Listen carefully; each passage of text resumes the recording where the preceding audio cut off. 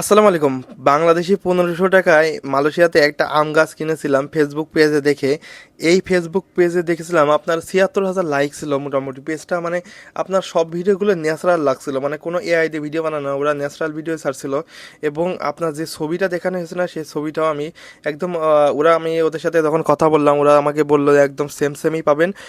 আপনি যে গাছটা অর্ডার দেবেন সেম সেমই পাবেন। এবং ওরা যেভাবে প্যাকেজিং করেছে এটা যদি আপনার ১ সপ্তাহের ভিতরে থাকে তাও গাছগুলো মরবে না, যদি মানে পানিও লাগবে না, কিছু লাগবে না, কারণ গাছের গোড়াগুলো খুবই ভিজে মাটি দিয়ে দেওয়া ছিল। এবং আমি এটা আস্তে আস্তে খুঁজছি, আস্তে আস্তে এরা যত সুন্দরভাবে প্যাকেজিং করেছে, প্যাকেজিং করার কারণে কিন্তু গাছটা নষ্ট হয় না। আপনি মালয়েশিয়ার যে কোনো দেশের এক প্রান্ত থেকে এক প্রান্তে, এবং গাছটা খোলার পরে দেখে আমি হতবাক হয়ে গেছি যে আমি অর্ডার করলাম কি আর পালাম কি।